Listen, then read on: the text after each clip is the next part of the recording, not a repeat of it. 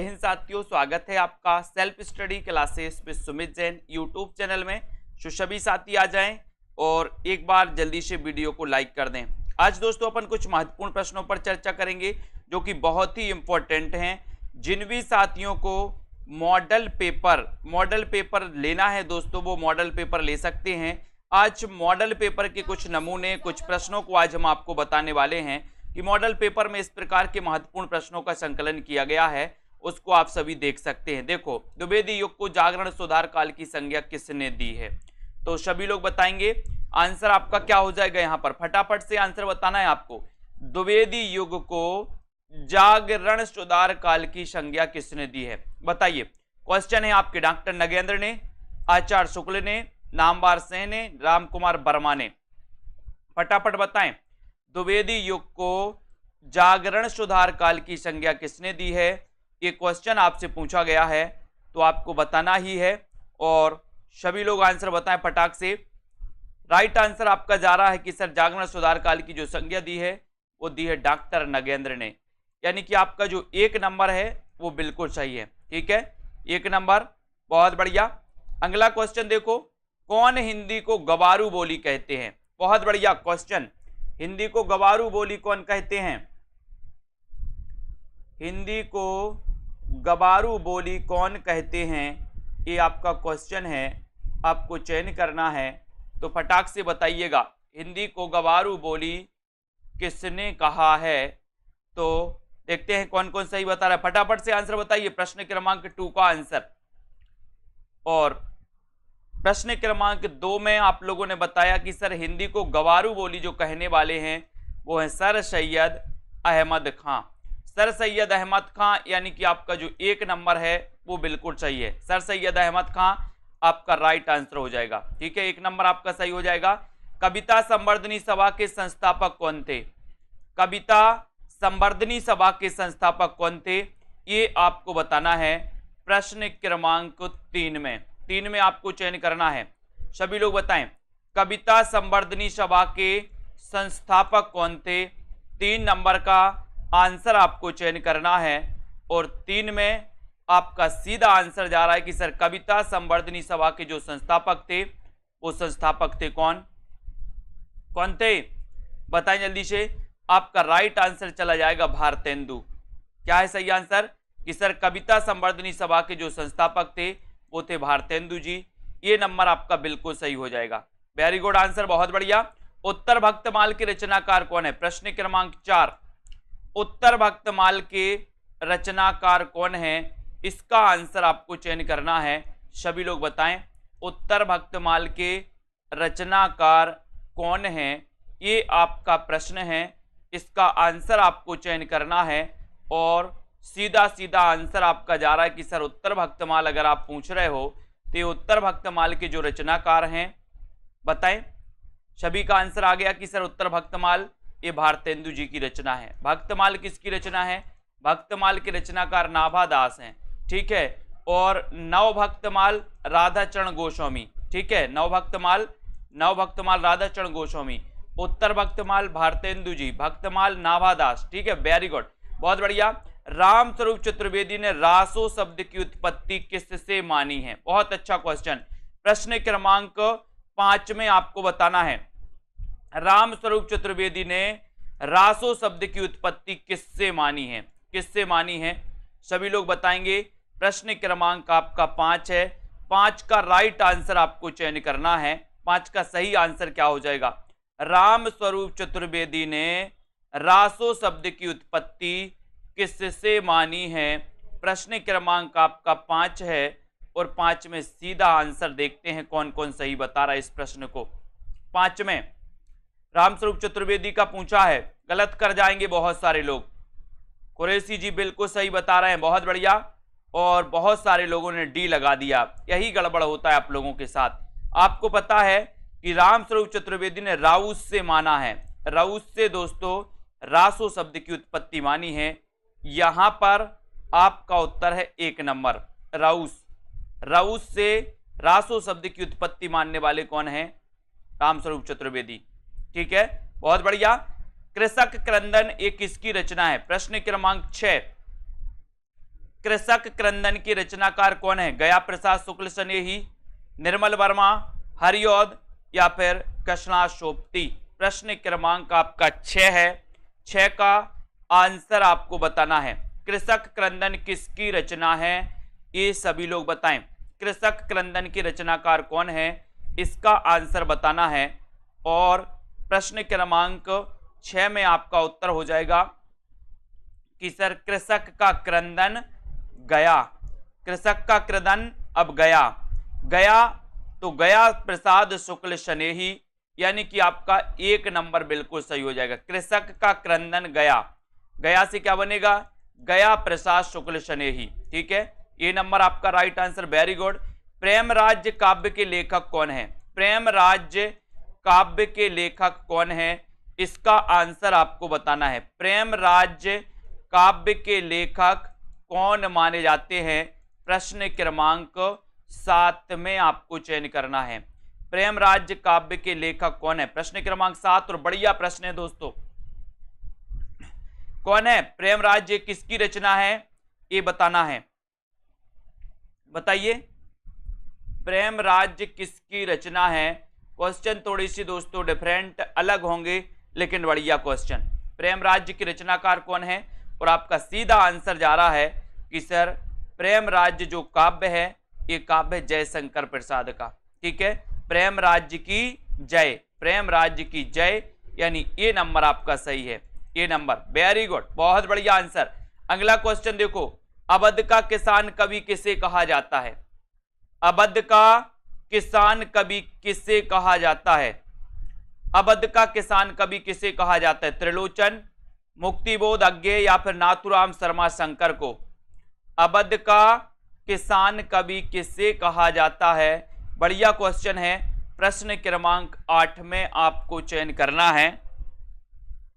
बताएं, अवध का किसान कवि किसे कहा जाता है 8 नंबर में। और 8 नंबर में आपका सही आंसर है कि सर अवध का किसान कवि पूछा है, तो अवध के किसान कवि के पास कितने लोचन हैं? त्रिलोचन है, 3 लोचन हैं। ये नंबर आपका त्रिलोचन बिल्कुल सही हो जाएगा। ये नंबर आपका बिल्कुल सही आंसर। बहुत बढ़िया। अगले क्वेश्चन की ओर हम बढ़ेंगे दोस्तों। विकलांग श्रद्धा का दौर, ये किसकी रचना है? आपको बताना है। विकलांग श्रद्धा का दौर ये किसकी रचना है? क्वेश्चन अच्छा है, बहुत अच्छे से पढ़ देना। विकलांग श्रद्धा का दौर ये रचना किसकी मानी जाती है? कृष्णाशोपति की। बताइए, यशपाल, हरिशंकर परसाई या फिर धूमिल? विकलांग श्रद्धा का दौर ये रचना के लेखक कौन है?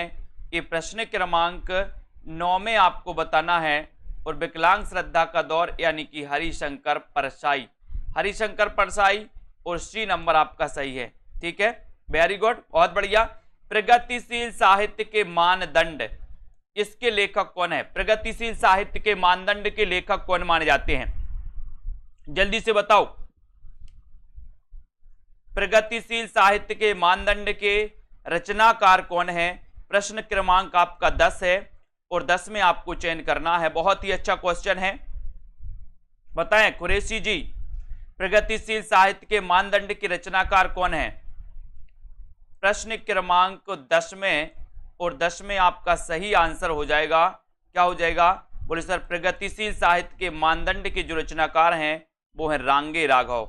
ठीक है, बहुत सारे लोग कंफ्यूज हो रहे, कुछ लोग सी लगा रहे, जबकि आंसर है आपका रांगे राघव। यानी कि आपका जो 1 नंबर है रांगे राघव वो बिल्कुल सही है। कोई मुक्तिबोध बता रहा है, कोई रामविलास शर्मा बता रहा है, लेकिन आपका सही आंसर है प्रगतिशील साहित्य के मानदंड रांगे राघव। ठीक है, वेरी गुड। अगला क्वेश्चन देख लो। हिंदी भाषा की बोलियों के वर्गीकरण के आधार पर छत्तीसगढ़ी बोली बताना है। छत्तीसगढ़ी बोली है पूर्वी हिंदी, पश्चिमी हिंदी, पहाड़ी हिंदी या फिर राजस्थानी हिंदी। हिंदी भाषा की बोलियों के वर्गीकरण के आधार पर छत्तीसगढ़ी बोली बताना है। छत्तीसगढ़ी बोली है तो क्या है? ये दोस्तों आपके मॉडल पेपर से ही उठाया है मैंने। मॉडल पेपर जो आपके लिए जूनियर टेट के लिए बनाया है, उन्हीं जूनियर टेट के मॉडल पेपर से आपके लिए ये प्रश्न उठा करके लेकर आए हैं। ठीक है। तो यहां पर हिंदी भाषा की बोलियों के वर्गीकरण के आधार पर छत्तीसगढ़ी आपको मानी, अपन ने पढ़ा है अब छत्तीसगढ़ी, अब छत्तीसगढ़ी यानी कि पूर्वी हिंदी, ठीक है। ये नंबर आपका बिल्कुल सही हो जाएगा, ठीक है, वेरी गुड। किसके भक्तिपरक गीतों का संकलन अभंग के नाम से जाना जाता है? किसके भक्तिपरक गीतों का संकलन अभंग के नाम से जाना जाता है?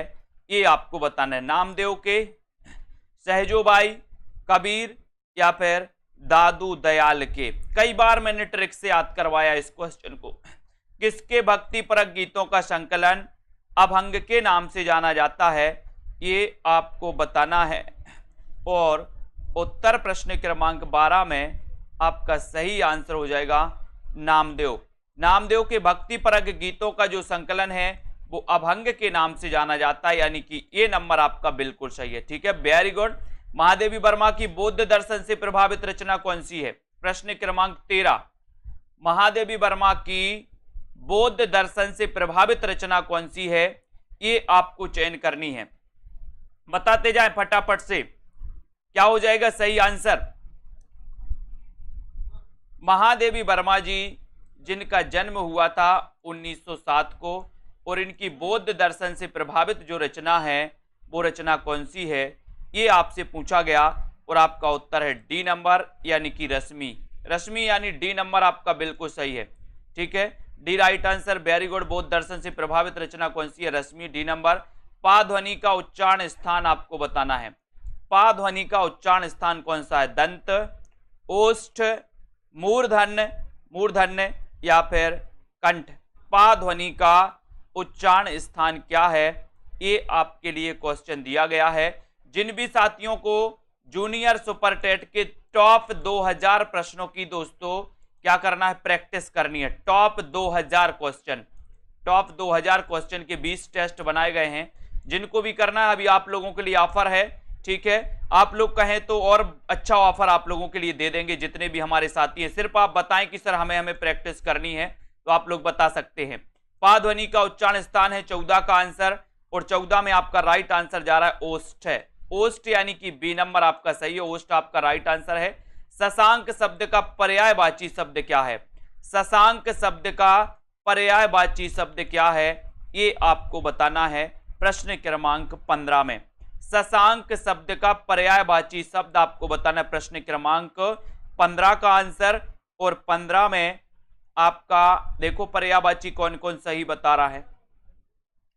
शशांक शब्द का पर्यायवाची शब्द कौन सा है? प्रश्न क्रमांक 15, और 15 में आपका उत्तर हो जाएगा, क्या हो जाएगा? चंद्रमा, यानी कि आपका सी नंबर बिल्कुल सही हो जाएगा। शशांक शब्द का पर्यायवाची शब्द है क्या है? चंद्रमा है, ठीक है, सी नंबर, वेरी गुड, बहुत बढ़िया। धरती अब भी घूम रही है, कहानी के कहानीकार कौन है? धरती अब भी घूम रही है, कहानी के कहानीकार कौन है? प्रश्न क्रमांक 16 बताइए। ज्ञान रंजन, यशपाल, विष्णु प्रभाकर या फिर जैनेन्द्र कुमार? धरती अब भी घूम रही है, इसके कहानीकार कौन है? इसका आंसर बताना है 16 में, और 16 में आपका राइट आंसर हो जाएगा विष्णु प्रभाकर, यानी कि सी नंबर, ठीक है, सी नंबर, वेरी गुड। धरती अब भी घूम रही है, विष्णु प्रभाकर, सी नंबर, विष्णु की कृपा से अब भी घूम रही है। हिंदी का प्रथम ज्ञानपीठ पुरस्कार किस कवि को दिया गया? किस कवि को दिया गया हिंदी का प्रथम ज्ञानपीठ पुरस्कार? क्वेश्चन, दिनकर, पंत, नरेश मेहता, महादेवी वर्मा को। हिंदी का प्रथम ज्ञानपीठ पुरस्कार किसको दिया गया? ये आपसे 17 नंबर का क्वेश्चन पूछा गया है, सभी लोग बताएंगे।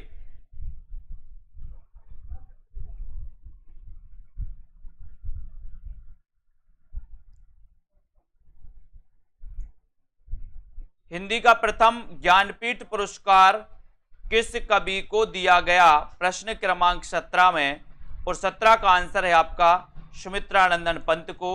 और किस रचना के लिए दिया गया? चिदंबरा के लिए दिया गया, ठीक है, चिदंबरा, बी नंबर आपका चिदंबरा बिल्कुल सही है, वेरी गुड। सुजान विनोद के रचनाकार कौन है बताइए? सुजान विनोद, सुजान विनोद किसकी रचना है? घनानंद की, कबीर, देव या फिर पद्माकर की। देखो बहुत सारे लोग गलत बताएंगे। अब सुजान विनोद के रचनाकार कौन है? सुजान विनोद के रचनाकार कौन है? प्रश्न क्रमांक 18 में आपको चयन करना है।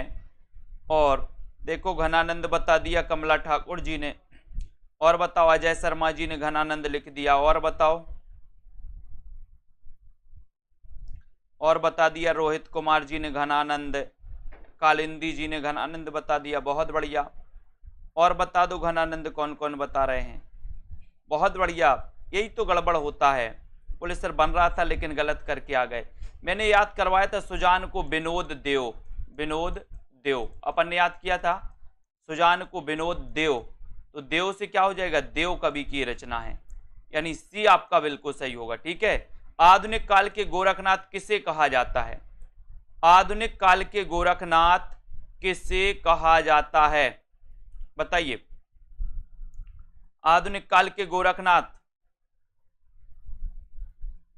नागार्जुन, सूर्यकांत त्रिपाठी निराला, दिनकर या फिर महादेवी वर्मा? हाँ, सुजान सागर घनानंद की है। वेरी गुड कुरैशी जी। और आधुनिक काल के गोरखनाथ, गोरखनाथ किसे कहा जाता है? प्रश्न क्रमांक 19 में। और 19 में बिल्कुल सही है कि सर आधुनिक काल के गोरखनाथ कहा जाता है। किसको कहा जाता है? बाल गोविंद जी नागार्जुन बता दिया। बहुत सारे, नागार्जुन को तो कबीर कहा जाता है, आधुनिक काल का कबीर। आधुनिक काल का कबीर नागार्जुन को कहा जाता है। आधुनिक काल का गोरखनाथ पूछा है आपसे, तो गोरखनाथ कहा जाता है निराला जी को, सूर्यकांत त्रिपाठी निराला। बी नंबर आपका सही है। निराला जिन्होंने बताया उनका आंसर सही है। नागार्जुन जिन्होंने बताया वो सुन लो कि नागार्जुन को कबीर कहा जाता है। सहजता का कवि किसे कहा जाता? प्रश्न क्रमांक 20 में। सहजता का कवि, यही गलतियां होती हैं। सहजता का कवि रसखान, शिवपूजन सहाय, भवानी प्रसाद मिश्र या फिर दुष्यंत को? सहजता का कवि किसे कहा जाता है? ये बढ़िया आंसर है। प्रश्न पूछा गया आपसे 20 नंबर में और बहुत बढ़िया आंसर बताया राम किशन जी ने कि सर सहजता का कवि तो भवानी प्रसाद को कहा जाता। मोहित जी बहुत बढ़िया है ना। शांति देवी जी 20 का बी बता रहे। शिवपूजन सहाय बता दिया इनने। ममता जी ने भी बता दिया उन, बहुत बढ़िया बहुत बढ़िया। ब्रजेश जी ने भी बी बता दिया। आपको पता होनी चाहिए मंजू जी, भवानी प्रसाद मिश्र को सहजता का कवि कहा जाता है। सी नंबर आपका बिल्कुल सही है। ठीक है, सी नंबर राइट आंसर। मैं देख रहा हूं सबके कमेंट आज। चांदी का जूता मारना मुहावरे का सही अर्थ क्या है? 21।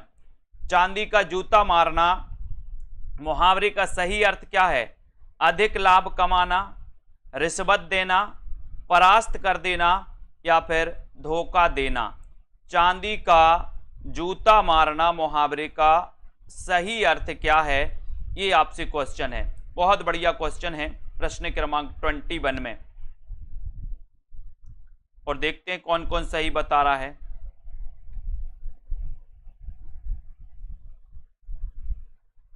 बहुत बढ़िया।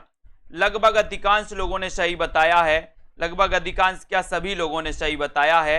और रिश्वत देना यानी कि चांदी का जूता मारना, B number right answer. Neha Rai ji ने बस ये बता दिया। आरती वर्मा ने ये बताया।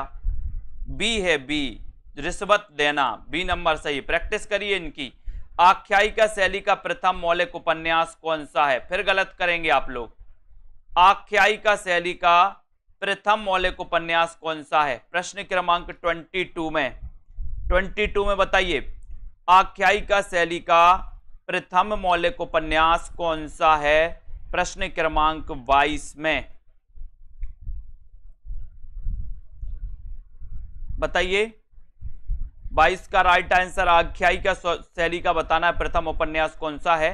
और आपका राइट आंसर चला गया कि सर आख्यायिका शैली की बात करते हो तो उपन्यास है श्यामा स्वप्न। ये नंबर आपका राइट आंसर। वेरी गुड, ये नंबर बहुत बढ़िया आंसर। उतना वह सूरज है रचना के लेखक कौन है? उतना वह सूरज है रचना के लेखक कौन माने जाते हैं? बताइए। उतना वह सूरज है ये रचना के जो लेखक हैं वो लेखक कौन हैं? श्यामा स्वप्न ठाकुर जगमोहन। वेरी गुड कुरैशी जी। 23 का आंसर आपको बताना है और 23 में आपका आंसर चला जा रहा है कि सर उतना वह सूरज है। ये जो रचना है ये रचना है भारत भूषण अग्रवाल की। सी नंबर आपका बिल्कुल सही। अपने क्वेश्चन गिनते जाओ कितने गलत कर रहे हैं आप लोग। Bharat Bhushan Agarwal, very good. जिस छंद के पहले 4 चरणों में रोला और बाद में दोस्तों ये 2 चरण में उल्लाला होता है, उसमें 24-28 मात्राओं के योग से 52 मात्राएं होती हैं, उस छंद का नाम आपको बताना है। पहले 4 चरणों में रोला और बाद में दोस्तों बताना है आपको 2 चरण में उल्लाला होता है, उसमें 24-28 मात्राओं के योग से 52 मात्राएं होती हैं। वो छंद कौन सा है? हरि गीतिका, गीतिका, कुंडलियां या फिर छप्पय? 24 का आंसर। बहुत अच्छा क्वेश्चन है। 24 का आपको चयन करना है और बहुत बढ़िया आंसर आया सभी लोगों का कि सर जो है 24-28 की मात्राओं के योग से 52 मात्राएं होती हैं, तो वो होता है छप्पय छंद। छप्पय छंद। एक और क्वेश्चन, छप्पयों का राजा किसे कहा जाता है? छप्पयों का राजा किसे कहा जाता है? एक और क्वेश्चन बताना प्रवीण ओझा जी। ये छप्पय हरि गीतिका में 52 मात्राएं नहीं होती हैं, हरि गीतिका में ये छप्पय यानी कि डी नंबर आपका छप्पय सही है। सारंग का पर्यायवाची शब्द कौन सा है? सारंग का पर्यायवाची शब्द कौन सा है? नमक, सारथी, मोर या फिर घोड़ा? सारंग का पर्यायवाची शब्द आपको बताना है। प्रश्न क्रमांक 25 में बताएं।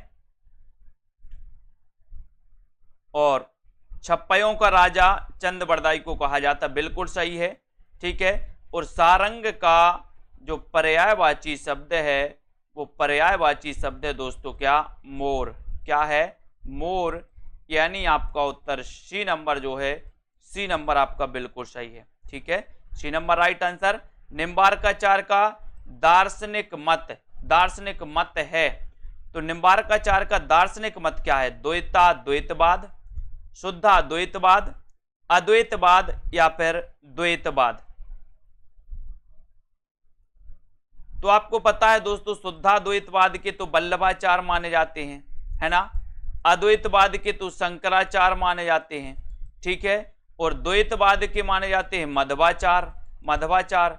तो द्वैता द्वैत यानी देत देत थक गए, तो निम्बार्काचार्य, और इसको सनक संप्रदाय भी कहा जाता है। सनक, ये क्वेश्चन आता है सनक संप्रदाय के कौन है? तो सनक संप्रदाय के कौन है? निम्बार्काचार्य, ठीक है। ये नंबर आपका सही है। हिंदी में पहली बार 12 मासा का वर्णन किस रासो ग्रंथ में हुआ है?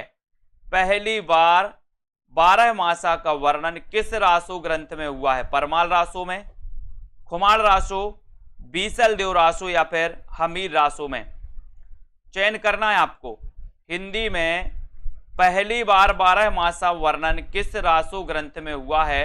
प्रश्न क्रमांक 27 में आपको चयन करना है और 27 का आंसर आपका चला जाएगा। क्या चला जाएगा? कि सर पहली बार 12 मासा का जो वर्णन हुआ है वो हुआ बीसल देव रासो। ये रचना श्रृंगारिक रचना है और इसके रचनाकार कौन है? नरपति नाल, ठीक है। ये अजमेर के शासक से संबंधित रचना है। सी नंबर आपका सही है। अनाथ का विलोम शब्द क्या है? अनाथ का विलोम शब्द आपको बताना है 28 में। अनाथ का विलोम क्या हो जाएगा?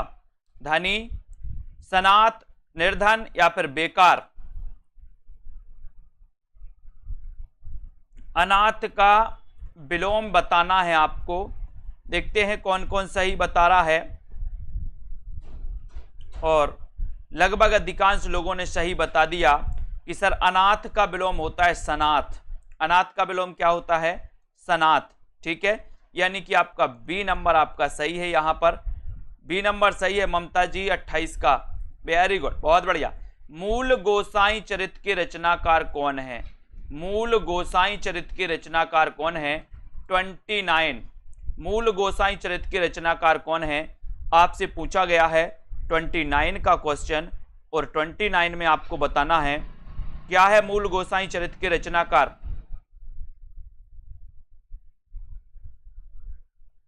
और सभी लोग लगभग सही आंसर बता रहे हैं कि सर मूल गोसाई चरित्र के जो रचनाकार हैं वो हैं बेड़ी माधव दास, यानी आपका जो बी नंबर है बेड़ी माधव दास, बी नंबर आपका बिल्कुल सही है, बेड़ी माधव दास राइट आंसर है। रस रतन के रचयिता कौन है, रस रतन के रचयिता कौन है, 30 का आंसर आपको चयन करना है।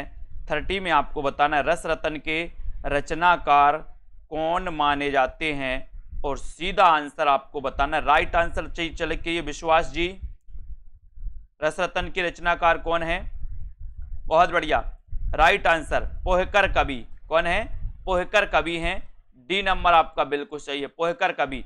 सा का उच्चारण स्थान बताइए दोस्तों, षटकोण वाले सा का उच्चारण स्थान कंठ है, दंत है, तालु या फिर मूर्धा, क्या है, सा का उच्चारण स्थान आपको चयन करना है, चयन करिए।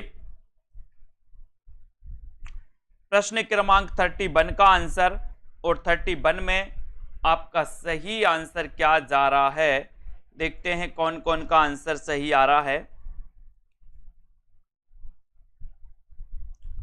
31 में और बहुत बढ़िया आंसर आ गया कि सर ये मूर्धा सही है, सा का उच्चारण स्थान डी नंबर।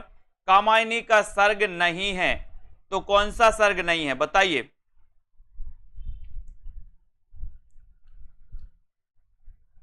थर्टी टू का आंसर, कामायनी का कौन सा सर्ग नहीं है। अब मैंने आपसे बोला था कि आपको कामायनी के अगर 15 सर्ग याद हैं तो आप इस क्वेश्चन को हल कर सकते हो, अगर 15 सर्ग याद नहीं है तो इस क्वेश्चन को आप क्या कर पाओगे, गलत कर पाओगे। लेकिन आपको कामायनी के 15 सर्ग, जितने भी सर्ग यहां से क्वेश्चन आता है ये पूरे सर्ग क्रमबद्ध याद होनी चाहिए 32 में, और 32 में आपका राइट आंसर इच्छा, इच्छा ये कामायनी का सर्ग नहीं है, बाकी आपका श्रद्धा, लज्जा, ईर्ष्या ये हैं, ठीक है, बहुत बढ़िया, वेरी गुड ममता जी, बहुत बढ़िया, ठीक है, D number right answer. Prasad ji के किस नाटक का कथानक बौद्धों के पतन का पतन के काल का है दोस्तों, पतन के काल का है। प्रसाद जी का वह नाटक कौन सा है जिसका कथानक बौद्धों के पतन के काल का है, ध्रुव स्वामिनी, करुणालय, राजश्री या फिर बैसाख। प्रश्न क्रमांक 33 में, और सही आंसर जा रहा है 33 का, 33 में आपका सही आंसर चला जाएगा कि सर ये जो बैसाख है, बैसाख ये बिल्कुल सही है, इसका कथानक बौद्धों के पतन का कथानक माना जाता है, यानी डी नंबर आपका सही हो जाएगा। मुसरत निसा जी डी नंबर है, डी नंबर, ठीक है, वेरी गुड, डी नंबर जिन्होंने बताया। मीनम जी डी नंबर है। चंद्रगुप्त नाटक की नायिका कौन है, बहुत अच्छा क्वेश्चन, 34वां प्रश्न, चंद्रगुप्त नाटक की नायिका कौन है, अलका, कल्याणी, मालविका या फिर कॉर्नेलिया। चंद्रगुप्त नाटक की नायिका कौन है, 34 का आंसर आपको चयन करना है, और 34 में सभी लोग लगभग सही बता रहे हैं कि सर चंद्रगुप्त की जो नायिका हैं वो नायिका कौन है, 34 में कॉर्नेलिया, बहुत बढ़िया, डी नंबर आपका सही है। गांधीवाद की 100 परीक्षा निबंध के लेखक कौन है, गांधीवाद की 100 परीक्षा ये निबंध के लेखक कौन है, 35 का आंसर बताना है। 35 में गांधीवाद की 100 परीक्षा, बहुत बढ़िया, सभी लोग आंसर सही बता रहे हैं, लेकिन एक अच्छा क्वेश्चन है, गांधीवाद की 100 परीक्षा इस निबंध के लेखक कौन माने जाते हैं। 35 का राइट आंसर बताना है, और देखते हैं कौन कौन सफल होता है इस क्वेश्चन में। कमला जी, ईला चंद्र बता रही हैं, और बताओ, गांधीवाद की 100 परीक्षा, शशि जी ने भी ईला चंद्र बता दिया, ब्रजेश जी ने भी बता दिया, बहुत बढ़िया, और बताओ, प्रवीण जी हरिशंकर परसाई बता रहे हैं, हाँ बहुत बढ़िया, रामकिशन जी ने बता दिया है कि सर ये जो है ये यशपाल का है, गांधीवाद की 100 परीक्षा निबंध के रचनाकार हैं यशपाल, यानी डी नंबर आपका यशपाल बिल्कुल सही है। डी नंबर वालों का राइट आंसर, वेरी गुड। लहू पुकारे आदमी कहानी के कहानीकार कौन है? लहू पुकारे आदमी, लहू पुकारे आदमी ये किसकी कहानी है? कमलेश्वर, शिव प्रसाद सिंह, मार्कंडे या फिर मधुकर सिंह? 36 में चयन करना है। लहू पुकारे आदमी, बताएं ये किसकी कहानी है?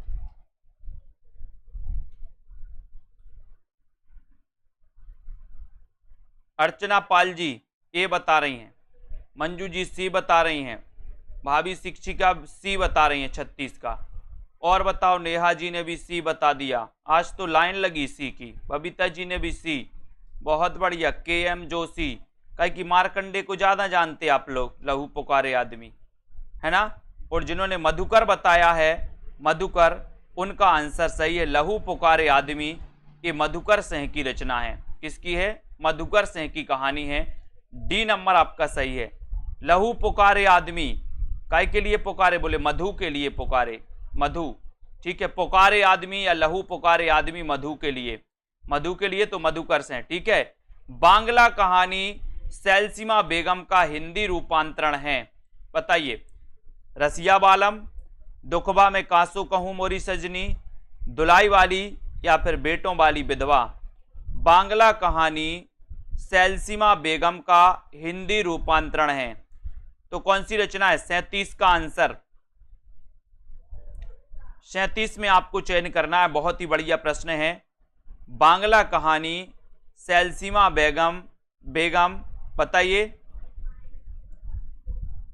तो उत्तर हो जाएगा आपका, क्या हो जाएगा यहां पर?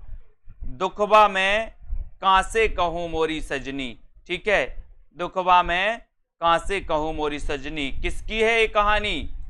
ये बताइए, ये किसकी है? इसके रचनाकार भी आपको बताना है। बी नंबर तो आपने बिल्कुल सही बता दिया, बाकी इसके रचनाकार भी बताइए। जहां कोई साधारण बात कहकर उसकी किसी विशेष बात से समानता बताई जाए, ठीक है। जहां कोई साधारण बात कहकर उसकी किसी विशेष बात से समानता बताई जाए वहां कौन सा अलंकार होता है?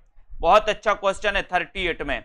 जहां कोई साधारण बात कहकर उसकी किसी विशेष बात से समानता बताई जाए वहां कौन सा अलंकार होता है? प्रश्न क्रमांक आपका 38 है, और 38 में देखते हैं कौन कौन सही बता रहा है। चतुर्सेन शास्त्री जी की रचना है दुखबा में कांसू कहूं मोरी सजनी। प्रश्न क्रमांक 38 में, जहां कोई साधारण बात कहकर उसकी किसी विशेष बात से समानता बताई जाती है वहां पर कौन सा अलंकार होता है? तो लगभग बहुत सारे लोगों ने सही बताया है कि सर यहाँ पर भ्रांतिमान नहीं होता, भ्रांतिमान नहीं, संदेह भी नहीं, विभावना भी नहीं। थोड़े से 4 विकल्प को अब यहाँ पर आपको देखना है दोस्तों। आपको उदाहरण की बिल्कुल परिभाषा याद नहीं। भ्रांतिमान की तो है ही कि जहां पर दोस्तों भ्रम जो है क्या है, ये भ्रम पक्का हो जाता है, संदेह अंत तक बना रहता है। विभावना में दोस्तों क्या होता है? विभावना और विशेषोक्ति एक दूसरे के विपरीत होते हैं, और जहां कोई साधारण बात कहकर उसकी किसी विशेष बात से, तो उदाहरण जैसे अपन बोलते ना, है ना, क्या एक गाना है ना, वो वाला कौन सा गाना है? 1 सड़क 57 गलियां रचना के लेखक कौन है? एक गाना नहीं सुना आप लोगों ने? तेरी अखियां कमाल जैसे, ऐसे कुछ आता ना, तो जैसे से उसकी समानता बताई जाती है। तो ऐसे उदाहरण दे करके अपन बोलते ना, कोई भी चीज ऊपर लिखते, परिभाषा लिखते हैं, फिर जैसे लिख करके क्या करते उसके बारे में बताते, तो उससे समानता बताई जाती है, तब उदाहरण अलंकार होता है। 1 सड़क 57 गलियां रचना के लेखक कौन है? प्रश्न क्रमांक 39 में 1 सड़क 57 गलियां, और 39 में राइट आंसर है। बोले सर इसके रचनाकार हैं कौन? कौन है? कमलेश्वर। 1 सड़क 57 गलियां, ये बी नंबर आपका सही है, कमलेश्वर जी इसके लेखक हैं। बी नंबर आपका राइट आंसर है, ठीक है। यहां पर देखो, बट वृक्ष की छाया में जीवन साहित्य के लेखक कौन है? बट वृक्ष की छाया में, बहुत अच्छा। जीवनी साहित्य, इसके रचनाकार कौन है? 40 में बताना है। बट वृक्ष की छाया में, बट वृक्ष की छाया में जीवनी साहित्य के लेखक कौन हैं? ये 40 नंबर का प्रश्न है और 40 में आपका सीधा आंसर जा रहा है कि सर बट वृक्ष की छाया में ये जीवनी के रचनाकार हैं कौन है? कुमुद नागर। ठीक है, सी नंबर बिल्कुल सही, बहुत बढ़िया। गालिब छूटी शराब आत्मकथा के लेखक कौन है? गालिब छूटी शराब किसकी आत्मकथा है? बनेगा आप लोगों से। गालिब छूटी शराब, ठीक है, गालिब छूटी शराब मैंने कई बार आपको बताया है कि मैं बता दे रहा हूं आज और कि जो पति क्या होते हैं, शराब पीते हैं, जो पति शराब पीते हैं उनकी पत्नियों को कालिया बन जाना चाहिए। क्या बनना है? कालिया। एक बार क्या हुआ कि एक पति शराब पीता था तो उसकी पत्नी बहुत परेशान थी, बहुत परेशान थी। उसकी पत्नी ने भी एक बार क्या किया, वो भी एक बोतल लेके आई और बीच बाजार में सड़क पे खड़े होके फिर उसने भी पी। तो उस दिन का दिन है कि उस व्यक्ति ने फिर शराब नहीं पी। तो बोले सर गालिब छूटी शराब, कैसे छूटी शराब? अरे बोले पत्नी कालिया बन गई थी। क्या बन गई थी? पत्नी कालिया बन गई थी। तो रविंद्र कालिया, ये नंबर आपका बिल्कुल सही है। ठीक है, कालिया बन जाना अपन को भी। पिंजरे में मैना आत्मकथा की लेखिका कौन है? पिंजरे में मैना आत्मकथा की लेखिका कौन है? राजी सेठ, मन्नू भंडारी, चंद्रकिरण सोनरिक्शा या फिर शिवानी? पिंजरे में मैना, बोले हम पिंजरे में मैना को लेकर के कहां जाएंगे? रिक्शा पर जाएंगे, रिक्शा पर। रिक्शा, पिंजरे में मैना रिक्शा यानी सोन रिक्शा। सी नंबर सही है, सोन रिक्शा। ठीक है, सोन रिक्शा राइट आंसर हो जाएगा। बहुत बढ़िया। बेदिन बेलोग रेखा चित्र के लेखक कौन है? बेदिन बेलोग, डॉक्टर नगेंद्र, महेंद्र भटनागर, शिवपूजन सहाय, सेठ गोविंद दास। बेदिन बेलोग रेखा चित्र के रचनाकार कौन है? बहुत बढ़िया क्वेश्चन ये है दोस्तों। 43 का आंसर आपसे पूछा गया। ये क्वेश्चन पूछा गया था पिछली बार, शायद टीजीटी या पीजीटी में पूछा गया था 43 में। और 43 में आपका सभी को पता होगा कि बेदिन बेलोग शिवपूजन सहाय। ठीक है, सी नंबर आपका सही है, शिवपूजन सहाय। Very good. वाक्यम रसात्मकम काव्यम, ये कथन किस ग्रंथ का है दोस्तों? वाक्यम रसात्मकम काव्यम, रसात्मकम काव्यम, ये बताना है आपको। सभी लोग बताएंगे ये कथन किसका है, किस ग्रंथ से लिया गया है। और यहां पर 44 का आंसर, 44 में सीधा आंसर आपका जा रहा है कि सर ये जो वाक्यम रसात्मकम काव्यम है, देखते हैं कौन कौन सही बता रहा है 44 में। बहुत सही, 44 में ये लगा दिया पूनम जी ने। और बताओ, और ये लगा दिया मोहित जी ने। बहुत बढ़िया। ब्रजेश जी ने भी ये लगा दिया, मीनम जी ने ये लगा दिया, है ना। बहुत बढ़िया। श्याम लता जी पांडे ने भी ये लगा दिया। बहुत बढ़िया, धन्यवाद। ये वाले अन्नापूर्णा मिश्रा जी ने भी लगा दिया। बहुत बढ़िया, है ना। शूरमणि दुबे आपने भी लगा दिया। ये वाले साथियों को बहुत बहुत धन्यवाद। ऐसे ही करो आप लोग। ये परिभाषा किसने दी थी? विश्वनाथ ने, है ना। रसात्मकम वाक्यम काव्यो, विश्वनाथ का ग्रंथ कौन सा है? साहित्य दर्पण। कौन सा है? साहित्य दर्पण। ठीक है, तो इसी नंबर आपका सही हो जाएगा। ये नाट्यशास्त्र तो भरत मुनि का, भरत मुनि ने थोड़ी दी है परिभाषा, ये विश्वनाथ ने दी थी। ये साहित्य दर्पण से ली गई। करुण रस के स्थायी भाव का नाम क्या है? करुण रस के स्थायी भाव का नाम क्या है? 45। करुण रस के स्थायी भाव का नाम क्या है? क्रोध, शोक, निर्वेद या फिर इनमें से कोई नहीं। करुण रस के स्थायी भाव का नाम क्या है, ये आपको बताना है 45 का। 45 में आपको, और सरल है कि सर करुण रस का स्थायी भाव जो है शोक है। वेरी गुड, बी नंबर आपका बिल्कुल सही है। ठीक है, ठेस शब्द है संकर, तत्सम, तद्भव या फिर देशज। ठेस कैसा शब्द है? ठेस कैसा शब्द है? संकर शब्द है, तत्सम है, तद्भव है या फिर देशज है? प्रश्न क्रमांक आपका 46 है और 46 में आपने सही बताया है कि सर जो ठेस शब्द है ये ठेस शब्द है देशज। कैसा शब्द है ये? देशज शब्द है। डी नंबर आपका बिल्कुल सही हो जाएगा। ठीक है, वेरी गुड। मुहावरा किस भाषा का शब्द है बाल गोविंद जी? मुहावरा बताना है, मुहावरा किस भाषा का शब्द है? बहुत अच्छा क्वेश्चन है। 47 नंबर। अपन मुहावरे पढ़ते तो हैं लेकिन मुहावरा किस भाषा का शब्द है ये भी अपन को पता होनी चाहिए। 47 में 47 का आंसर चयन करिए। मुहावरा किस भाषा का शब्द है ये आपको बताना है। 47 का आंसर, और 47 में आपका सही जा रहा है कि सर जो मुहावरा है ये अरबी भाषा का शब्द है। किस भाषा का शब्द है? अरबी। अरबी का है बाल गोविंद जी, अरबी यानी बी नंबर। ठीक है, अरबी का शब्द है मुहावरा, बी नंबर आपका सही हो जाएगा। 47 में उर्दू किस भाषा का शब्द है? उर्दू, प्रश्न क्रमांक 48। उर्दू किस भाषा का शब्द है? तुर्की, फारसी, अरबी या फिर संस्कृत? उर्दू किस भाषा का शब्द है? प्रश्न क्रमांक 48 में बहुत अच्छा क्वेश्चन पूछा गया है। उर्दू किस भाषा का शब्द है ये पूछा गया, और आपका शायद जो क्वेश्चन है वो जा रहा है तुर्की। बहुत बढ़िया रामकिशन जी। उर्दू किस भाषा का शब्द है? तो ये तुर्की भाषा का शब्द है। ये नंबर आपका बिल्कुल सही है, वेरी गुड, बहुत बढ़िया। हिंदी शब्द है, बताइए हिंदी किस भाषा का शब्द है? उर्दू भाषा का, अरबी भाषा का, अवधी भाषा का या फिर फारसी भाषा का? बहुत अच्छा क्वेश्चन है। प्रश्न क्रमांक 49 का आंसर 49 में बताइए। उर्दू तुर्की भाषा का है, हिंदी बताना है। हिंदी किस भाषा का शब्द है? हिंदी किस भाषा का शब्द है ये आपको चयन करना है।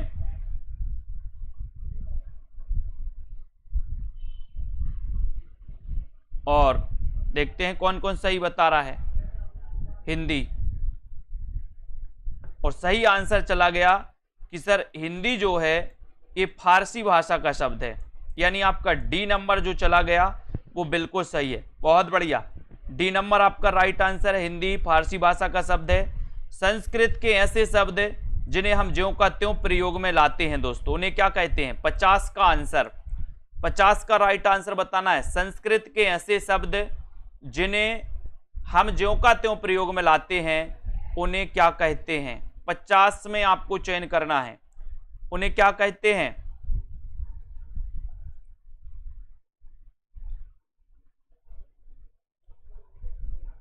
और संस्कृत के ऐसे शब्द जिन्हें हम ज्यों का त्यों प्रयोग में लाते हैं प्रश्न क्रमांक 50 में, उन्हें कहते हैं हम तत्सम शब्द। ठीक है, नील कमल में उत्तर पद कमल, और बताना है आपको कमल क्या है? उत्तर पद जो कमल है ये कमल क्या है? विशेषण है, विशेष है, विशेष विशेषण है या फिर इनमें से कोई नहीं? नील कमल, नील कमल में कौन सा समास होता है? कर्मधारय समास। ठीक है, लेकिन आपको बताना है कि उत्तर पद जो कमल है वो क्या है, बताएं, फटाक से बताएं। 51 का आंसर, और 51 में सभी लोग बताएंगे। 51 का राइट आंसर देखो बहुत सारे लोग सी बता रहे हैं। मोहित जी ने सी बता दिया, और बताओ क्या बता रहे हैं कौन कौन? और बहुत सारे लोगों ने बिल्कुल सही आंसर बताया है कि सर जो कमल है ये कमल विशेष है, और जो नील है वो क्या है? विशेषण है, यानी जिसकी विशेषता बताई जाए वो विशेष कहलाता है, और जो विशेषता बताता है वो क्या कहलाता है? विशेषण। तो नील यहां पर क्या है? विशेषण, क्योंकि नील कमल, यानी कि दोस्तों कमल क्या है? विशेष, और नील विशेषता बता रहा है कि कमल जो है वो नीला है ना? तो याद रखते ना, ये विशेषण और विशेष, तो यहां पर कमल क्या है? विशेष, यानी कि ये नंबर आपका बिल्कुल सही है। ठीक है, साप्ताहिक शब्द किस प्रकार का विशेषण है? साप्ताहिक शब्द किस प्रकार का विशेषण है? गुणवाचक है, संख्यावाचक है, परिमाणवाचक है या फिर सार्वनामिक विशेषण है? साप्ताहिक का बताना है प्रश्न क्रमांक 52 में। फटाफट आंसर बताएंगे तो मजा आएगा आपको भी, और जल्दी से और देखते जाएं कितने नंबर आपके आ रहे हैं। साप्ताहिक शब्द किस प्रकार का विशेषण है? यहां पर प्रश्न क्रमांक 52 में, और 52 में आपने बिल्कुल सही आंसर बताया कि साप्ताहिक जो है ये संख्यावाचक है, यानी बी नंबर आपका करेक्ट। वेरी गुड, बहुत बढ़िया। कौन सा शब्द समूहवाचक प्रत्यय नहीं है? समूहवाचक प्रत्यय कौन सा नहीं है? 53 में आपको चयन करना है।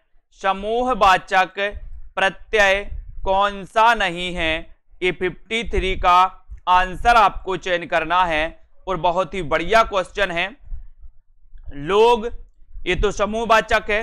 गण, ये भी समूहवाचक है। वर्ग, ये भी समूहवाचक है। तो समूहवाचक प्रत्यय कौन सा नहीं है? कौन सा नहीं है? प्रेस। प्रेस यानी डी नंबर, प्रेस आपका बिल्कुल सही है। प्रेस जिन्होंने बताया, राइट आंसर। किस शब्द की रचना प्रत्यय से हुई है? किस शब्द की रचना प्रत्यय से हुई है? 54 का आंसर किस शब्द की रचना प्रत्यय से हुई है? कुसुम, चप्पल, लिखावट या फिर सुमन, यानी कि 54 का आंसर आपको चयन करना है। प्रत्यय से किसकी रचना हुई है आपको चयन करना है। बताइए अंकित गुप्ता जी। तो अधिकांश लोग 54 में चयन कर रहे हैं। सर सी नंबर लगा दो। वेरी गुड, लगा दिया सी नंबर, लिखावट। ठीक है, सी नंबर सही, वेरी गुड। आचार्य भरत ने कितने अलंकारों का उल्लेख किया है? बहुत अच्छा क्वेश्चन है। आचार्य भरत ने कितने अलंकारों का उल्लेख किया है 55 में? प्रश्न क्रमांक 55 में आपको चयन करना है कि आचार्य भरत ने कितने अलंकारों का उल्लेख किया है। और अधिकांश लोग बता रहे हैं, कौन कौन सही बता रहे हैं? हर्षिता जी बताइए कितने प्रकार के? 8 बता दिया सूरमणि जी ने। और बताओ, 8 बता रहे हैं। और कौन? सुषमा जी। और बता दो, और बता दो। कल्पना जी ने भी 8 बता दिया। वेरी गुड, बहुत बढ़िया। डी नंबर वालों के लिए बहुत बहुत धन्यवाद। 2 भी नहीं, 6 भी नहीं, 8 भी नहीं। कितने? 4।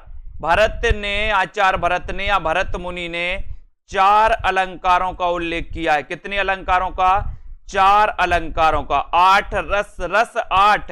ये 8 के चक्कर में आपने गड़बड़ कर दिया, रस के चक्कर में गड़बड़ कर दिया प्रश्न डी वालों ने, क्योंकि भरत मुनि ने 8 रस माने और 4 अलंकार। यही होता है गड़बड़। पूछा अलंकार था, बता दिया रस। बहुत बढ़िया, 8 रस 4 अलंकार। ठीक है। अनुप्रास अलंकार के कितने भेद हैं? 56 का आंसर आपको बताना है। अनुप्रास अलंकार के कितने भेद हैं आपको बताना है। राइट आंसर 5, 3, 4 या फिर 2। अनुप्रास अलंकार आपने पढ़ा है, तरण, तनुजा, तट, तमाल, तरुवर, बहुछाए। बोले कौन सा अलंकार है? अनुप्रास।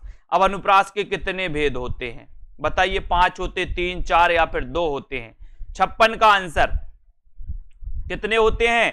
राइट आंसर चला गया 5। अनुप्रास अलंकार के कितने भेद हैं? 5 भेद हैं। 5 भेद, ये नंबर बिल्कुल सही, वेरी गुड। जब किसी अत्यंत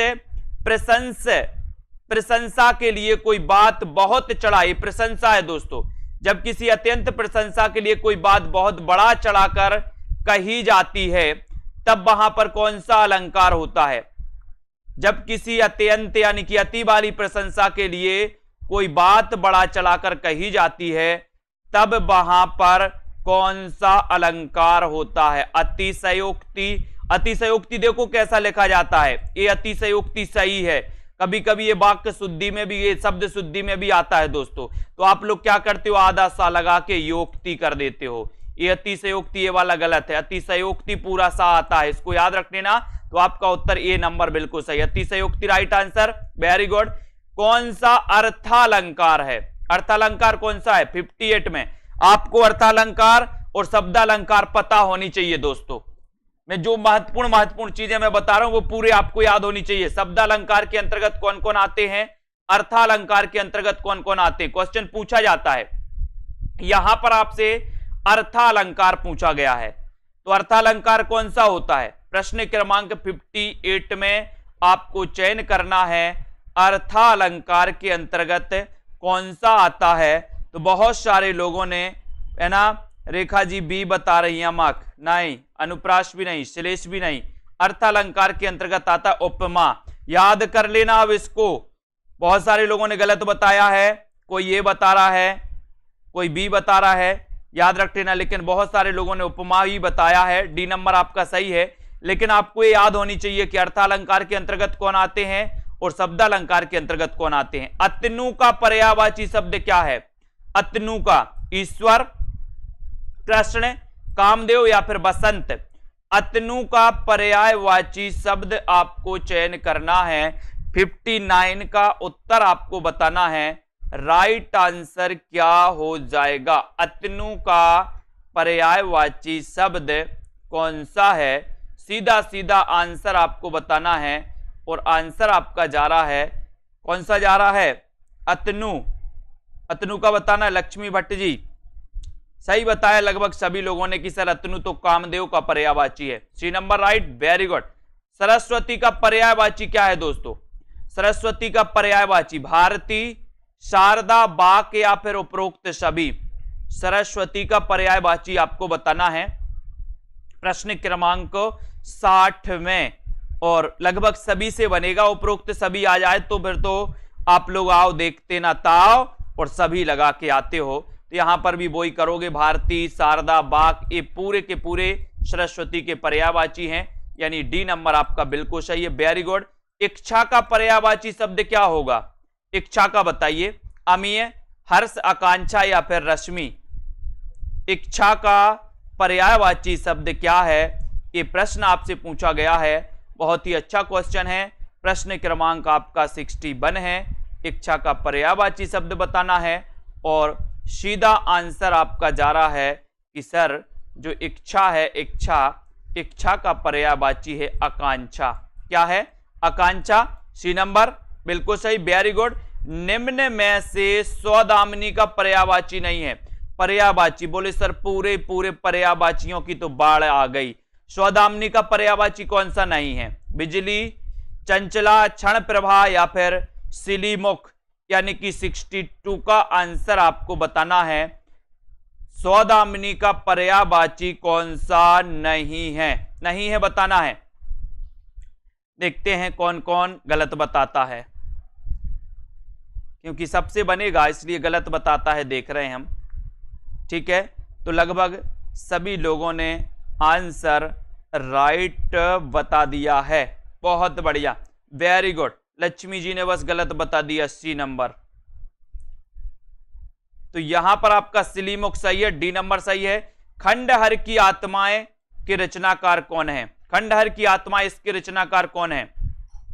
ईलाचंद जोशी, चंद्रधर शर्मा गुलेरी, उदय प्रकाश या फिर मुकुटधर पांडे।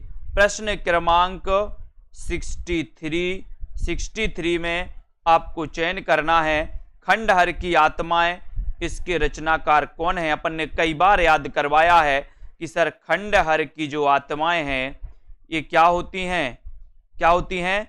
कभी कभी जोश में आ जाती हैं। तो खंडहर की आत्माएं ईलाचंद्र जोशी, यानी 1 नंबर आपका बिल्कुल सही है। 1 number right, 1 number very good, बहुत बढ़िया। सी बता रही भाभी शिक्षिका जी, गलत। अगला क्वेश्चन, कितना बड़ा झूठ कहानी किसकी है? कितना बड़ा झूठ ये कहानी किसकी है? संजय पाठक जी प्रश्न क्रमांक 64 में बताना है। आरती वर्मा जी भी सी बता दिया उन्होंने, बहुत सारे लोगों ने सी बता दिया। संतोष कुमार जी भी सी बता रहे, गलत बात। अपन ने पढ़ा था ना खंडहर की आत्माएं जोश में आ जाती हैं, तो जोशी जी है ना। कितना बड़ा झूठ कहानी किसकी है? कितना बड़ा झूठ ये कहानी किसकी है? प्रश्न क्रमांक 64 में, और देखते हैं कौन सही बता पाता है। बताइए, मुकनत जी ने ये बता दिया, सुषमा जी सी बता रही हैं, अंकित जी सी बता रहे हैं, अर्चिता जी भी सी बता रही हैं। लेकिन जिन्होंने सही बताया है उनमें नंबर आता है पूजा सोनकर जी का। ठीक है, बहुत बढ़िया। मोहित जी का, रेखा जी का, उषा प्रियंवदा, बी नंबर सही है। ठीक है, उषा प्रियंवदा की रचना कितना बड़ा झूठ, उषा प्रियंवदा। ठीक है, वेरी गुड। कोठरी की बात कहानी के रचनाकार कौन है? कोठरी की बात, अब बताओ कोठरी की बात कैसी रहनी चाहिए? एक भी गलत हो गया तो सोच लेना। कोठरी की बात, कोठरी की बात किसकी कहानी है कुरैशी जी? कोठरी की बात कैसी रहनी चाहिए? कोठरी की बात 65 में, और 65 में आपका सही आंसर जा रहा है कि सर जो कोठरी की बात है, कोठरी की बात एक कहानी है, ये अज्ञेय की है, अज्ञेय रहनी चाहिए, अज्ञेय, अज्ञेय। Very good. याद हो कि ना याद हो, संस्मरण के रचनाकार कौन है? याद हो कि ना याद हो, ये संस्मरण के रचनाकार कौन है? एक क्वेश्चन आपसे पूछा गया प्रश्न क्रमांक 66 में। और याद हो कि ना याद हो, अपन ने पढ़ा है दोस्तों, आपने घातक फिल्म देखी होगी, घातक, घातक फिल्म देखी कि नहीं देखी? देखी है। उसमें क्या बोलते हैं? काशीनाथ तुम्हें याद हो कि ना याद हो, है ना, आज से तुम मेरी गिरफ्त में काम करोगे, काशीनाथ याद हो कि ना याद हो। ठीक है, ये काशीनाथ सिंह जी का संस्मरण है। बी नंबर आपका बिल्कुल सही, वेरी गुड। जिनके साथ जिया, ये संस्मरण के लेखक कौन है? जिनके साथ जिया, तेज बहादुर चौधरी, प्रतिभा अग्रवाल, मृदुला गर्ग, अमृतलाल नागर। जिनके साथ जिया, ये संस्मरण किसका है आपको बताना है। और जिनके साथ जिया वो कौन है? प्रश्न क्रमांक 67 में, और 67 आपको बताना है कि सर जिनके साथ जिया, जिनके साथ जिया, अमृतलाल नागर। वेरी गुड, वो तो अमृत जैसे हैं, कैसे? अमृत, अमृतलाल नागर, वेरी गुड। मैं और केवल मैं और केवल मैं एकांकी के रचनाकार कौन है? मैं और केवल मैं, प्रश्न क्रमांक 68 का आंसर, मैं और केवल मैं, ये किसका एकांकी है? इस एकांकी के रचनाकार कौन है? भगवती चरण वर्मा, जगदीश चंद्र माथुर, भुवनेश्वर, या फिर जैनेन्द्र कुमार? आपको बताना। एक और दोस्तों बड़ी बात मैं आपको बता रहा हूं कि आप लोगों के लिए जिनको भी लेना है, जिनको भी दोस्तों मॉडल पेपर लेना है, इसी प्रकार के जूनियर टेट का प्रैक्टिस करना है आप लोगों के लिए, आप लोगों के लिए 200 फीस कर दी गई है। जितने भी हमारे जो दोस्तों पैड वाले साथी हैं, वो आज रात 12 बजे तक जिनको भी लेना है वो ले सकते हैं, उनके लिए 200 फीस कर दी गई है, जो भी हमारे साथी हैं। ठीक है, तो मैं और केवल में एकांकी के रचनाकार कौन है? 68 का आंसर। और 68 में आपका राइट आंसर क्या हो जाएगा? 68 का भगवती चरण वर्मा। ये नंबर जिन्होंने लगाया बिल्कुल सही है। स्त्री मुक्ति संघर्ष और इतिहास, ये किसकी रचना है? स्त्री मुक्ति संघर्ष और इतिहास के रचनाकार कौन है? ये किसकी रचना है? ये आपको बताना है।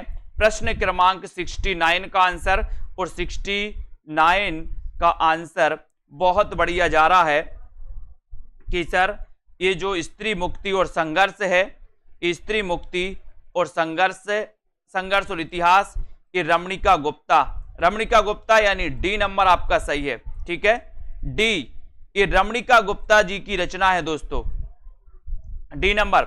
आचार्य रामचंद्र शुक्ल का प्रथम सैद्धांतिक ग्रंथ कौन सा है? सैद्धांतिक ग्रंथ पूछा है आपसे। आलोचनादर्श, समालोचक, काव्य में रहस्यवाद, या फिर कविता क्या है? रामचंद्र शुक्ल का प्रथम सैद्धांतिक ग्रंथ कौन सा है? प्रथम सैद्धांतिक ग्रंथ कौन सा है? रामचंद्र शुक्ल जी का, यानी कि 70 का उत्तर बताना है। बहुत ही अच्छा क्वेश्चन है, क्वेश्चन कई बार पूछा गया है। कौन कौन सही बता रहा है? सही बताने के लिए बहुत बढ़िया आंसर बताया है खुशी मौर्य जी, सी नंबर। काव्य में रहस्यवाद, प्रथम सैद्धांतिक ग्रंथ कौन सा है? काव्य में रहस्यवाद, रामचंद्र शुक्ल जी का। ठीक है, वेरी गुड, बहुत बढ़िया। अगला है नई कविता का आत्म संघर्ष के लेखक कौन है? नई कविता का आत्म संघर्ष, इसके लेखक कौन है? प्रेमचंद, जयशंकर प्रसाद, मुक्तिबोध, या फिर मलयज? प्रश्न क्रमांक 71 है। नई कविता का आत्म संघर्ष के लेखक कौन है?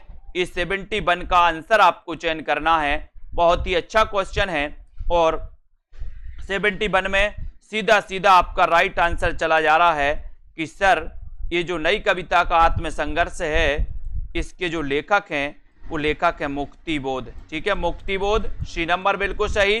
पंत की कौन सी छायावादी रचना नहीं है?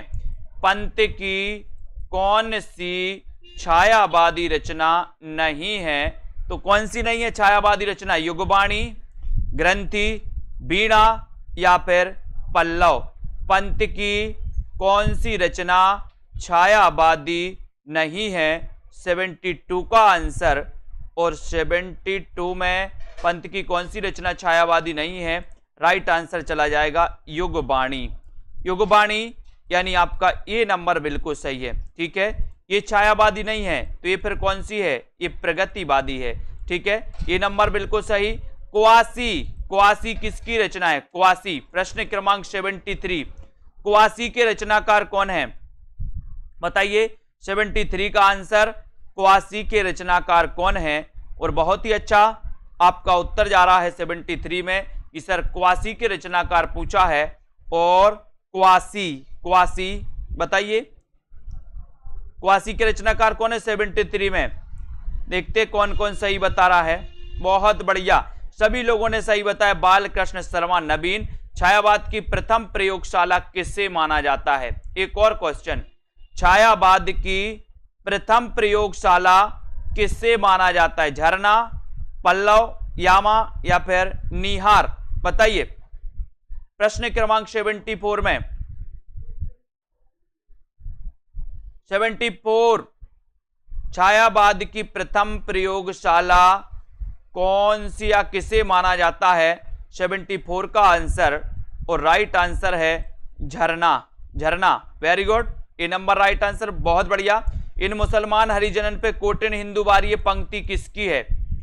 इन मुसलमान हरिजनन पे कोटिन हिंदू बारी, ये जो पंक्ति है ये पंक्ति किसकी है? ये आपको बताना है। इन मुसलमान हरिजनन पे लगभग सभी को पता है कि सर ये पंक्ति तो भारतेंदु जी की है। D number, very good. आधुनिक हिंदी काव्य का बेतालिक किसे कहा जाता है?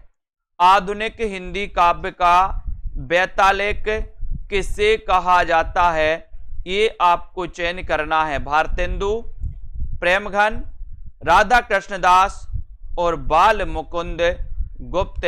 ठीक है, आंसर होगा कि सर आधुनिक हिंदी काव्य का जो बेतालिक कहा जाता है वो कहा जाता है, किसको कहा जाता है?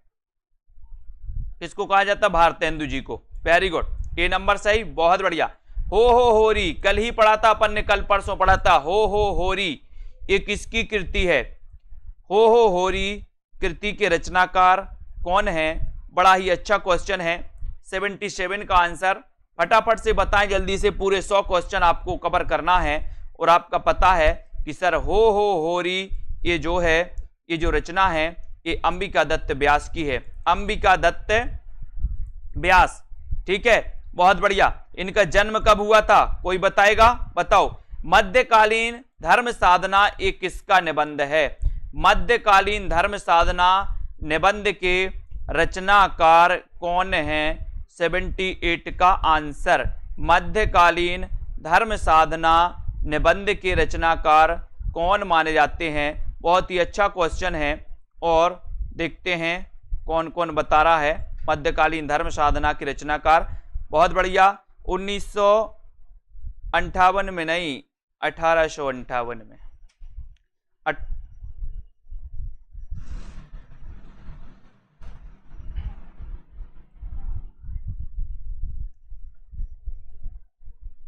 तो यहां पर राइट आंसर क्या हो जाएगा? हजारी प्रसाद द्विवेदी।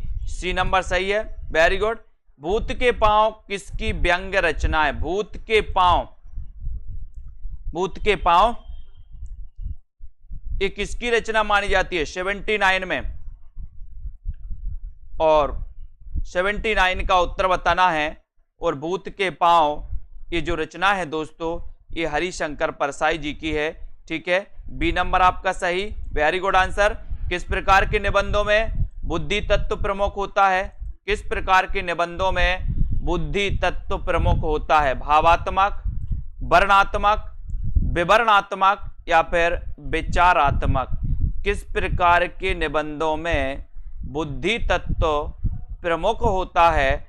आपको चयन करना है और प्रश्न क्रमांक 80 का उत्तर बताना है। बहुत ही अच्छा क्वेश्चन है दोस्तों। किस प्रकार के निबंधों में बुद्धि तत्व प्रमुख होता है? प्रश्न क्रमांक 80 में। और 80 का राइट आंसर है कि सर विचारात्मक निबंधों में बुद्धि तत्व। मैंने निबंध आपको बहुत अच्छे से पढ़ाया था, विचारात्मक निबंधों में बुद्धि तत्व प्रधान होता है। डी नंबर आपने लगाया, वेरी गुड, बहुत बढ़िया। विचार प्रवाह के रचनाकार कौन है? विचार प्रवाह, ये निबंध है विचार प्रवाह, इसके रचनाकार कौन माने जाते हैं? हजारी प्रसाद, अज्ञे, नागार्जुन, रामधारी सिंह दिनकर। 81 में आपको बताना है। और विचार प्रवाह है, ये निबंध है और इस निबंध की रचनाकार अपन ने पढ़ा था, क्या पढ़ा था कि सर हजारों विचारों का प्रवाह होता है। ठीक है, ये हजारी प्रसाद द्विवेदी, 1 नंबर बिल्कुल सही है। किस विद्वान ने देवनागरी लिपि के स्थान पर रोमन लिपि स्वीकार करने का सुझाव दिया था? किस विद्वान ने दिया था? देवनागरी लिपि के स्थान पर रोमन लिपि स्वीकार करने का सुझाव किसने दिया था? सुनीति कुमार चटर्जी, महात्मा गांधी, काका कालेलकर या फिर विनोबा भावे? 82 का आपका आंसर चला गया कि सर सुनीति कुमार चटर्जी ने लिया था। ये नंबर आपका बिल्कुल सही है। देवनागरी लिपि बताना है कैसी है, वर्णात्मक है, चित्रात्मक है, भावात्मक है या फिर अक्षरात्मक है? देवनागरी लिपि कैसी है?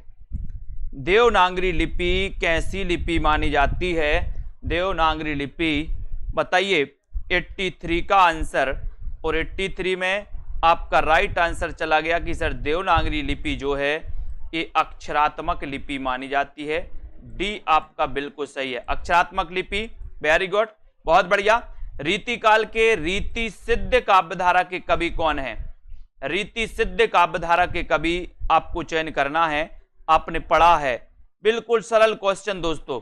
रीतिकाल के रीति सिद्ध काव्यधारा के कवि कौन हैं? और प्रश्न क्रमांक 84 में लगभग सभी से आंसर बनेगा। राइट आंसर आपने बताया कि सर भूषण तो रीतिबद्ध हैं, देव भी रीतिबद्ध, केशव भी हैं, आपका उत्तर बिहारी, ये रीति सिद्ध काव्यधारा के कवि हैं। अभिधा उत्तम काव्य है, मध्य लक्षणालीन, है ना, ये पंक्ति बताना है आपको, बताइए ये पंक्ति किसकी है? बिहारी, पद्माकर, मतिराम या फिर देव की? अभिधा उत्तम काव्य है, मध्य लक्षणालीन, ये बताइए ये पंक्ति किसकी है? और ये पंक्ति अभिधा उत्तम काव्य है, ये जो पंक्ति है भैया, ये पंक्ति है देव कवि की। किसकी है? देव कवि की। डी नंबर आपका सही है, देव कवि आपका राइट आंसर हो जाएगा। रस रहस्य के रचनाकार कौन है? अच्छा क्वेश्चन, 86 में बताइए, फटाफट से आंसर देते जाएं। आप लोग बिल्कुल सही आंसर बता रहे। देखो भाभी शिक्षिका जी, पद्माकर बता दिया इन्होंने, ये पद्माकर नहीं है, देव कवि की रचना है, अभिधा उत्तम काव्य है। ठीक है, देव। रस रहस्य के रचनाकार कौन है? ये आपको बताना है, चिंतामणि, केशवदास। अंकित गुप्ता जी आप क्वेश्चन नहीं लगा रहे भैया, आंसर बताते जाओ। अब कौन कौन मॉडल पेपर लेगा, इसी के चक्कर में आप पड़े हो। रस रहस्य के रचनाकार आपको बताना, इसके रचनाकार कौन है? चिंतामणि, केशवदास, कुलपति मिश्र या फिर मतिराम। 86 में आंसर बताना है और आपका उत्तर हो जाएगा कुलपति मिश्र। सी नंबर आपका सही है, कुलपति मिश्र, ये रस का रहस्य कुलपति। ठीक है, स्वयंभू को हिंदी का प्रथम कवि किसने माना? 87 में स्वयंभू को हिंदी का प्रथम कवि किसने माना है? राम कुमार वर्मा, रामचंद्र शुक्ल, हजारी प्रसाद द्विवेदी, राहुल सांकृत्यायन। स्वयंभू को हिंदी का प्रथम कवि किसने माना है? बहुत अच्छा क्वेश्चन है, बनने को तो सभी से बनेगा, लेकिन स्वयंभू को हिंदी का प्रथम कवि मानने वाले जो हैं वो कौन है? राम कुमार वर्मा। ठीक है, ये number right answer, Ram Kumar बिल्कुल सही है, वेरी गुड। कौल ज्ञान निर्णय, इसके रचनाकार कौन है? कौल ज्ञान निर्णय के रचनाकार कौन है? गोरखनाथ, जालंधरनाथ, गोपीचंद्र, मत्येंद्रनाथ। कौल ज्ञान निर्णय, इसके रचनाकार कौन है? 88 का आंसर, 88 में आपका सही आंसर क्या हो जाएगा? और भोलेनाथ मच्छेंद्रनाथ। मच्छेंद्र से मच्छर, मच्छर क्या होते? बोले सर मच्छर कोल कोल के खाते, आपको कोल कोल के। ठीक है, तो मच्छेंद्रनाथ याद रख लेना। गोरखनाथ नाथ संप्रदाय के प्रवर्तक माने जाते, नाथ पंथ के। पंच पांडव चरितरास के रचनाकार कौन है? पंच पांडव चरितरास, पंच पांडव चरितरास इसके रचनाकार आपको बताना है। शालिभद्र सूरी, आसगु, नरपतिनाल या फिर दलपति विजय। पंच पांडव चरितरास के रचनाकार कौन माने जाते हैं? ये अच्छा क्वेश्चन है और 89 का उत्तर बताना है। 89 और पंच पांडव चरितरास के जो रचनाकार माने जाते हैं दोस्तों, आपने उत्तर बताया है। बताइए 89 में कौन है? शालिभद्र सूरी, जिन्हें कि गणपति चंद्रगुप्त ने हिंदी का प्रथम कवि माना। ये नंबर बिल्कुल सही है। पुस्तक जल्लड़ हत्य दे चल गज्जन रबकाज। जल्लड़ का आपको बताना है दोस्तों, ये जल्लड़ को कौन सी पुस्तक देने का इसमें वर्णन किया गया है? कौन सी पुस्तक देने का? बीसलदेव रासो, हमीर रासो, पृथ्वीराज रासो या फिर विजयपाल रासो। पुस्तक जल्लड़ हत्य दई चली गज्जन रबकाज। इसमें जल्लड़ के बारे में बताना कि जल्लड़ को कौन सी पुस्तक दिए जाने का वर्णन है। प्रश्न क्रमांक 90 में 90 का उत्तर बताइए और आपका सही आंसर चला गया पृथ्वीराज रासो। ठीक है, बी नंबर पृथ्वीराज रासो हिंदी का प्रथम महाकाव्य। रंग दे बसंती चोला नाटक के रचनाकार कौन है? रंग दे बसंती चोला सुरेंद्र वर्मा, मोहन राकेश, भीष्म सायनी, विनोद रस्तोगी। 91 रंग दे बसंती चोला नाटक के रचनाकार कौन है? 91 का आंसर आपसे पूछा गया है और आपने उत्तर बता दिया है कि सर यहां पर उत्तर है भीष्म सायनी। बहुत बढ़िया। रंग दे बसंती चोला भीष्म सायनी सी नंबर सही है। भुवनेश्वर निम्न में से किसके लिए प्रसिद्ध हैं? भुवनेश्वर किसके लिए प्रसिद्ध है? ऐतिहासिक नाटक के लिए, समस्या नाटक के लिए, सामाजिक नाटक के लिए या फिर असंगत नाटक के लिए? भुवनेश्वर किसके लिए प्रसिद्ध हैं? 92 का आंसर आपको चयन करना है। उत्तर क्या हो जाएगा? भुवनेश्वर किसके लिए प्रसिद्ध हैं 92 में? और 92 का आपका राइट आंसर हो जाएगा कि सर ये जो भुवनेश्वर हैं ये असंगत नाटक के लिए जाने जाते हैं। असंगत नाटक है ना। इन्होंने आपकी एक तांबे के कीड़े, आपने इनकी दोस्तों रचना पढ़ी होगी, तांबे के कीड़े। और यहां पर आपका डी नंबर बिल्कुल सही। किस शब्द में द्विगु समास है? बताइए द्विगु समास किस में है? अच्छा क्वेश्चन है। द्विगु समास तो आपसे बनेगा ही। दोपहर, नीलकंठ, कनफटा या फिर मंदबुद्धि, किसमें द्विगु समास है? आपको बताना है द्विगु समास किसमें है। और लगभग सभी को पता है कि सर संख्यावाची द्विगु यानी कि ए नंबर सही है। दोपहर में द्विगु समास है। Very good. किस क्रम में बहुब्रीहि समास है? बहुब्रीहि समास का उदाहरण नहीं है पूछा है। बताइए कौन सा नहीं है? सिंहवाहिनी, हिरण्यगर्भ, वसुंधरा या फिर देशवासी। बहुब्रीहि समास किसमें नहीं है? अच्छा क्वेश्चन है। बहुब्रीहि समास किसमें नहीं है? 94 का आंसर। 94 का आपका सही आंसर क्या जा रहा है? बहुब्रीहि समास नहीं है। तो किसमें नहीं है? आंसर चला गया कि सर बहुब्रीहि समास पूछा है तो देशवासी। बाकी दोस्तों डी नंबर लगाना 94 में डी। बहुत बढ़िया। देशवासी में नहीं है। रामवृक्ष बेनीपुरी की कौन सी कृति यात्रा वृत्त की है? कौन सी कृति यात्रा वृत्त की है? सागर की लहरों पर, अप्रवासी की यात्राएं, पैरों में पंख बांधकर या फिर मेरी यूरोप यात्रा। रामवृक्ष बेनीपुरी की कौन सी कृति यात्रा वृत्त संबंधी है? यात्रा वृत्त संबंधी कौन सी कृति है? 95 में।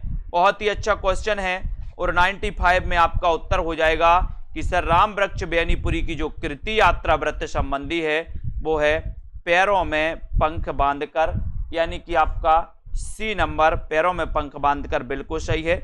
उड़ते चलो यात्रा वृत्त के रचनाकार कौन है? उड़ते चलो यात्रा वृत्त के रचनाकार कौन है? भगवत शरण उपाध्याय, सत्यनारायण, रामवृक्ष बेनीपुरी, इनमें से कोई नहीं। उड़ते चलो यात्रा वृत्त के रचनाकार कौन है? 96 का आंसर उड़ते चलो और वृक्ष पर बैठ जाओ। वृक्ष पर तो रामवृक्ष बेनीपुरी सी नंबर आपका सही। Very good. एक स्वाभिमानी अध्यापक के जीवन संघर्ष को कथानक बनाकर लिखा गया उपन्यास कौन सा है? लिखा गया उपन्यास कौन सा है? नदी यशस्वी है, डूबते मस्तूल, यह पथबंधु था, या धूमकेतु एक श्रुति? एक स्वाभिमानी अध्यापक के जीवन संघर्ष को कथानक बनाकर लिखा गया उपन्यास कौन सा है? ये 97 का आंसर पूछा गया है और आकांक्षा जी ने बिल्कुल सही बताया कि सर यह पथबंधु था। सी नंबर बिल्कुल सही, बहुत बढ़िया। देहाती दुनिया के लेखक कौन है? 98 का आंसर देहाती दुनिया, निराला, शिवपूजन सहाय, उपेंद्रनाथ तस्क या फिर प्रेमचंद? देहाती दुनिया में क्या होता है? बोले सर शिव की पूजन ही सहाय होती है। देहाती दुनिया में शिव की पूजन ही सहाय होती है, यानी कि आपका उत्तर बी नंबर शिव पूजन सहाय। Very good. तरुण के स्वप्न आत्मकथा के लेखक कौन है? तरुण के स्वप्न ये किसकी आत्मकथा है? 99 का आंसर, और लगभग सभी से पूरा बनना चाहिए। तरुण के स्वप्न आत्मकथा के लेखक कौन है? राइट आंसर है बोले sir Subhash Chandra Bose. B number बिल्कुल सही, बहुत बढ़िया। कहीं ना जाए का कहिए, लेखक कौन है इसके? कहीं ना जाए का कहिए, ये लेखक आपको बताना है, सभी लोग बताएंगे। और जूनियर सुपर टेट का जो मॉडल पेपर है सिर्फ आप लोगों के लिए, पेड वालों के लिए, जितने भी हमारे साथी हैं उनके लिए ये रात 12 बजे तक 200 रुपए कर दिया गया है इसका प्राइस। तो जिनको भी इसमें प्रैक्टिस करना है 200 में 2000 क्वेश्चन इसमें आपके रहेंगे। एक के 100 नंबर के मॉडल पेपर, जिसमें व्याकरण और साहित्य दोनों सम्मिलित रहेगा। कहीं ना जाए का कहिए कि लेखक कौन है? प्रश्न क्रमांक 100 में, और आपका उत्तर हो जाएगा भगवती चरण वर्मा। बी नंबर आपका बिल्कुल सही है, ठीक है, बी नंबर राइट आंसर। बहुत बढ़िया, बहुत बहुत धन्यवाद सभी साथियों के लिए। और अध्ययन करते रहें, वीडियो को लाइक करते रहें दोस्तों, और इसी प्रकार से निरंतर आपको अध्ययन करना है, ठीक है। सभी लोग जुटे रहें अपनी तैयारी में, और जो जो आपके दोस्तों बाकी रह गए हैं उनकी तैयारी जरूर करें, ठीक है। और दोस्तों लाइक करें और लगे रहें अध्ययन में, ठीक है। बहुत बढ़िया, जय हिंद।